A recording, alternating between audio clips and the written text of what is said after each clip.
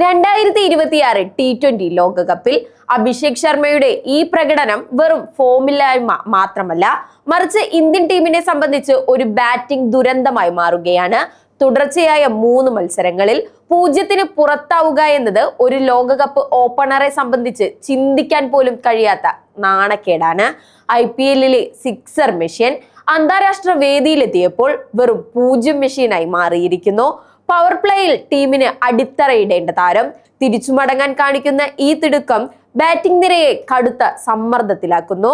നബീമിയക്കെതിരെ അസുഖം കാരണം മാറി നിന്നത് ഒരുപക്ഷെ ടീമിന് ഗുണമായെന്നു പോലും ഇപ്പോൾ ആരാധകർ പരിഹസിക്കുന്നുണ്ട്. സൂപ്പർ 8 പോലുള്ള നിർണായക ഘട്ടത്തിൽ ഇനിയും ഈ ഫ്ലോപ്പ് ഷോ തുടരാൻ അനുവദിക്കുന്നത് ഇന്ത്യയുടെ കിരീട പ്രതീക്ഷകൾക്ക് തിരിച്ചടിയാകും. ടീം മാനേജ്മെന്റ് കണ്ണു തുറന്നില്ലെങ്കിൽ ഈ ലോകകപ്പ് യാത്ര അഭിഷേകിന്റെ കരിയറിലെ തന്നെ കറുത്ത അധ്യായമായി മാറും.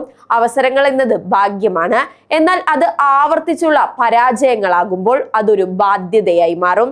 അഭിഷേക് ശർമ്മ എന്ന യുവ പ്രതിഭയ്ക്ക് തന്റെ പ്രതിഭ തെളിയിക്കാൻ ഇതിലും വലിയൊരു വേദിയും പിന്തുണയും ലഭിക്കാനില്ല. എന്നിട്ടും ക്രീസിലെ ഈ ആത്മഹത്യാപരമായ ബാറ്റിംഗ് ശൈലി തുടരുന്നത് കോടിക്കണക്കിന് വരുന്ന ഇന്ത്യൻ ആരാധകരുടെ ക്ഷമ പരീക്ഷിക്കലാണ്.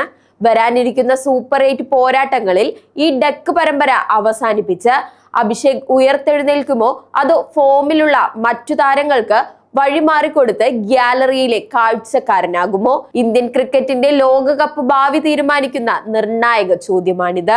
പരീക്ഷണങ്ങളുടെ കാലം കഴിഞ്ഞു, ഇനി പ്രകടനങ്ങളുടെ പോരാട്ടമാണ്. അത് കണ്ടറിയാം.